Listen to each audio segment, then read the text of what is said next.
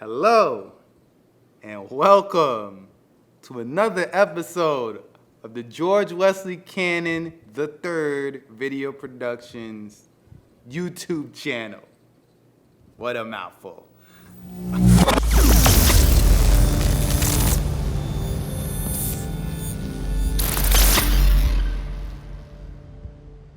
On this episode, I'm going to take you guys on a BTS, which is an acronym for behind the scenes review of my latest video, Word is Bond by Amore Bay. Amore Bay is a dope artist and he came and he wanted to do a music video.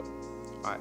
So the song Word is Bond was a short, high energy type of song. So we decided that we'd go with mostly performance pieces. So this would be a performance piece music video. And we decided that we'd shoot it in a studio. I had never shot in a studio before this, so trying something new. So since we had all of these firsts, it's very important for me to be prepared and to like put that work in pre-production. So the first thing that I did was go to the studio to scout. Because normally the first thing I do is put together my deck or my storyboard, but because I had no idea what this place was gonna look like, I had to go scout just so I could get some ideas going in my head. So we went to the place. This was in downtown Tampa. It was by this spot called WTR Cooler. When I got in there, I was like, oh man, they had everything. They had lights, they had like all kinds of colored filters, they had different setups and all kinds of props. So me and Kristen, we went and checked it out, and like it was like, boom, all kinds of ideas hit our head about what we could possibly do. Real dope spot, check that place out.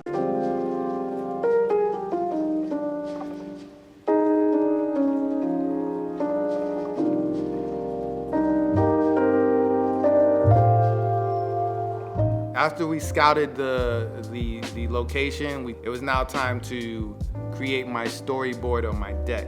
Now, before I do a video shoot, I always put together some sort of written storyboard or deck so that I would have an understanding of what I'm doing and I could direct my client and whoever I'm shooting.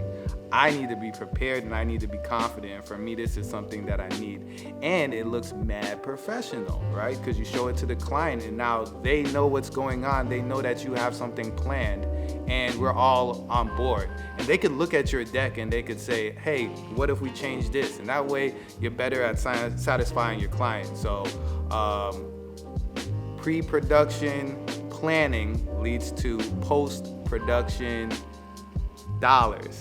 That's what my OG, Rob Katz, taught me. Shout out to Rob Katz. All right, so we created the treatment, the deck, the storyboard, whatever you want to call it, and we sent it out to the client. Client liked it, and boom, we're ready to shoot. So here's the whole setup. We booked 4 hours to shoot. One of those hours was put aside to do another project. So we had 3 hours to do this music video shoot. Also, I had a little team with me. I had the beautiful Kristen, my boo. Kristen was there with me. She always got my back. She's always helping me out. Then I had my boy Eric come through and he was also helping out. And also Amore Bay and his girl, they were very helpful. They were on set too. So, shout out to them.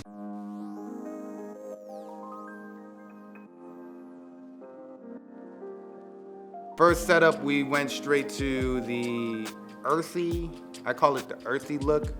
This setup was the easiest for us to put together because really it was one of the ones that we kind of just went on based on what was there in the studio already. I saw that and I was like, oh, yo, we're just putting him in that chair, putting some plants by him and then just having him go. It was like the vibe I was feeling for the song and it was already set up and ready to go.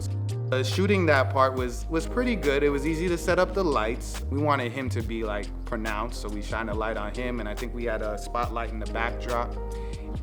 I will say that I think that we spent a little too long on it because I was messing around with my gimbal too much. But overall, I like how that came out. It was a good setup. So the second setup, we had Omore Bay sitting on top of the couch, you know, and he had like the money in his shirt, and we had the palm tree in the back, and we had this little spotlight behind him.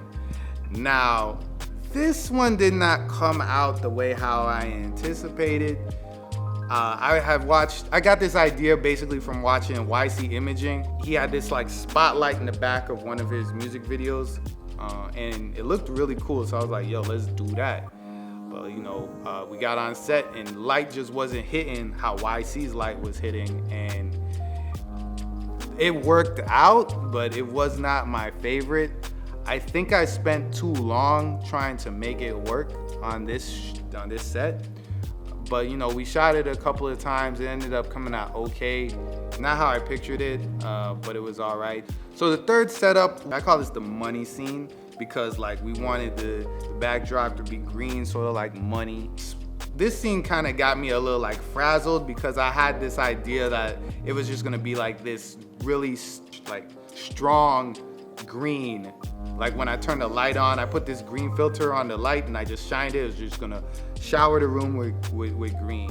And that's not what happened. Initially, I put it on and the green was very faint. And what I came to find out was initially that I put the green filter on the Godox light.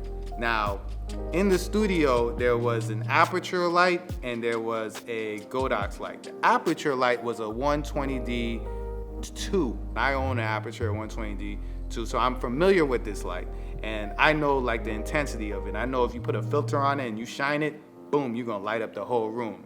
Now the Godox I wasn't familiar with, but I'm anticipating that it's gonna have the same power as the aperture. When we get on there and I try it, it's faint, and not until I switch the filters from the Godox to the aperture do I see that big bright light that I'm trying to get. So it took me a while to figure that out. And I actually still use the Godox as this spotlight. Big takeaway from this scene is like, if you're looking for lights and you want something that is quality, I would go with the aperture. That's what I learned. Like, and I'll say this is the only Godox I've used. I didn't have time to really look at what type of Godox it was. You know, I didn't have that time. I was on the set, I was moving. But I will say like, yo, sorry, Godox. You know, if you got one that's good, you could send it my way. I'll try it out for sure, and I'm open to that.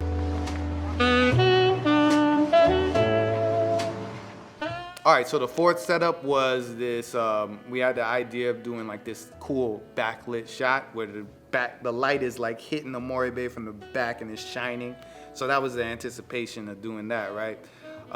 Basically, it worked for me, you know. In my head, I thought it would be like a little bit more like grandiose, but the way how it turned out was cool, you know. By this time, we were running out of time. We spent too long on those other shots, and again, we only had 3 hours, and we had to get through this thing pretty quickly. So this is the time where we started crunching. Fifth setup, this wasn't planned, but at this point, I was not confident with what we had shot, and we had some more time, and I was like, all right, we need to think of something that's cool, and we need to think of it something that was quick. And I asked my team members, you know, Eric and Kristen, and you know, Kristen got ideas galore. So she came up with this shot, this overhead, we're shooting overhead, and then we have Omore Bay on the phone and he's kind of talking. And then like when I set this ladder up and I put the camera over him, I was like, oh yeah, this is fire. We're definitely doing this. We hit him with a green light on the side of his face and we just sort of shot that. And it turned out to be one of my favorite shots, the way how it was like, the set, how it was put together. So that was excellent. That was off the cuff. We just started that and made that happen. So that was dope.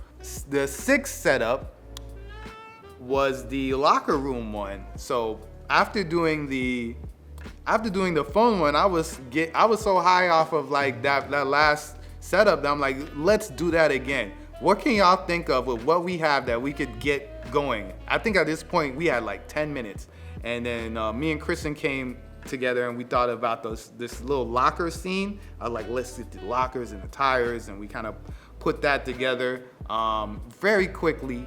hit Amoribe with this blue light on the side of his face, put the money on this little table, and he had his feet up so we could see the kicks. He had the fresh J's on. It was all a good look.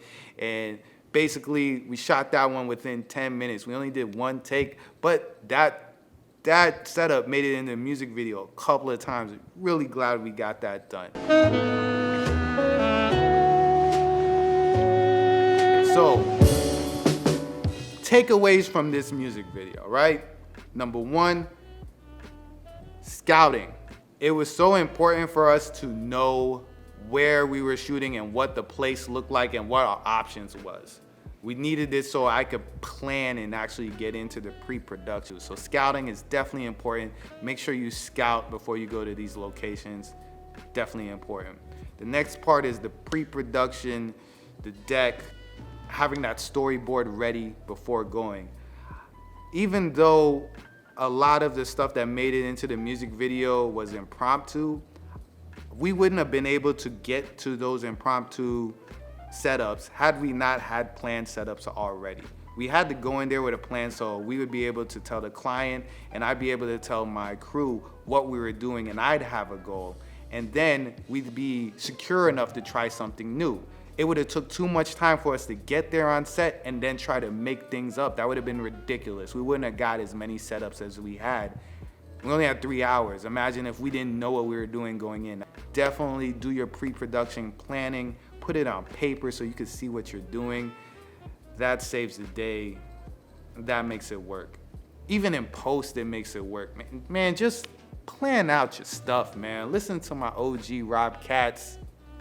Pre-production preparation equals post-production dollars. Gotta make those dollars. Another takeaway from this shoot, you got to be flexible, man. We've already talked about being prepared. You have to be prepared, but you also have to be flexible. You have to be willing to, change things around, to listen to the people on your crew. You're the director, so you have the direction. You know where you're trying to go. But you still have to be able to listen and to be a little flexible. It might help you. And the last and final takeaway, and this is not nothing new for me, but you gotta have fun, man. You gotta have fun.